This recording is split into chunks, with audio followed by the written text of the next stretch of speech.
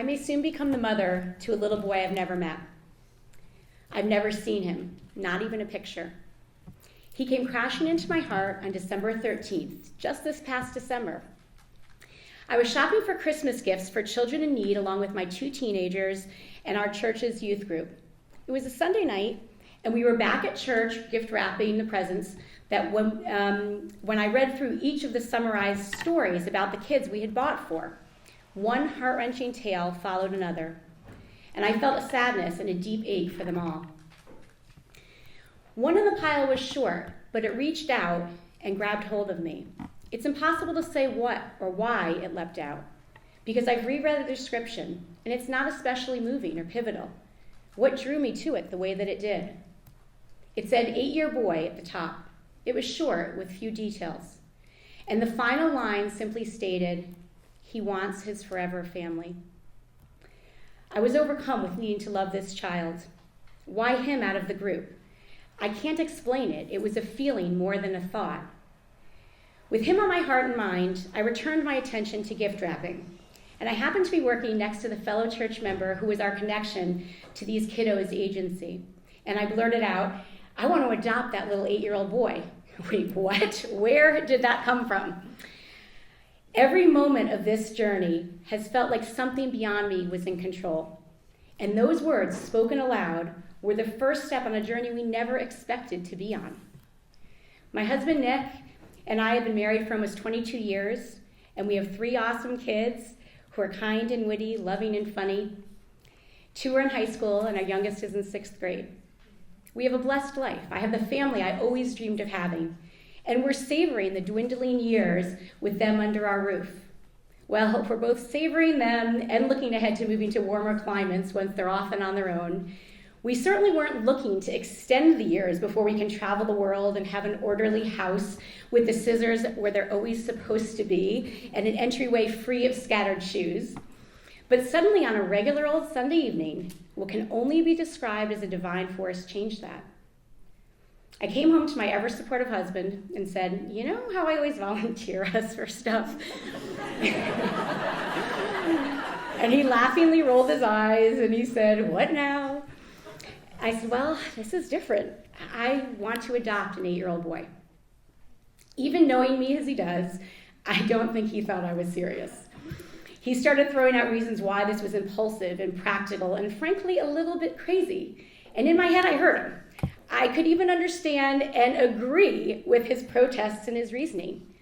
But in every single part of me, I felt full of peace. I felt completely assured and calm. I felt a calling, not just to be any little boy's mother, but this little boy's mother, and I couldn't be dissuaded.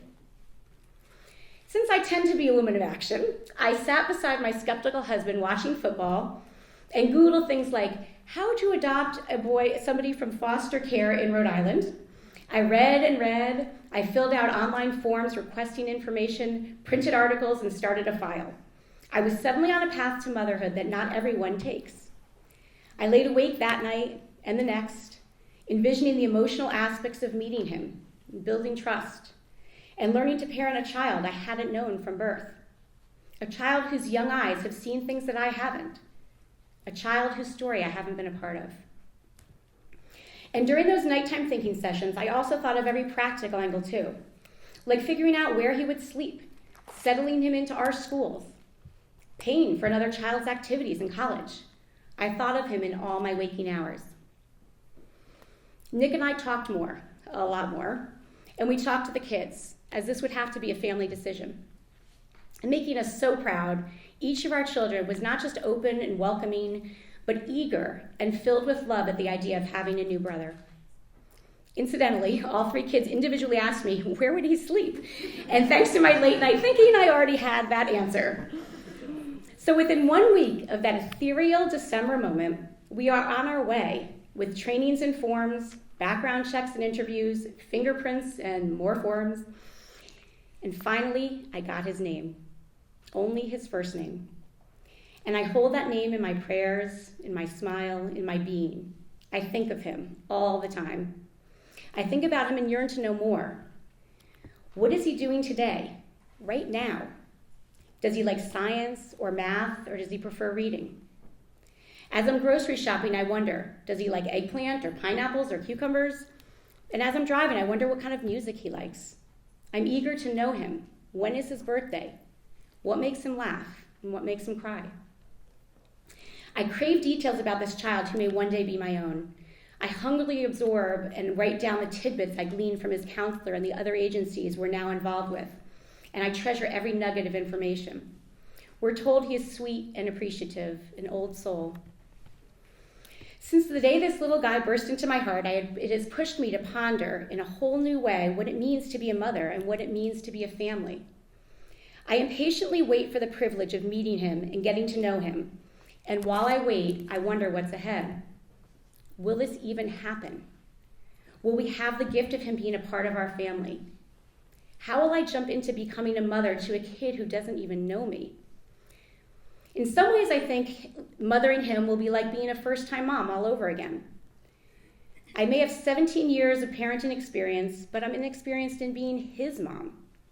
I won't have the baby photos or the birth story to retell on his birthday.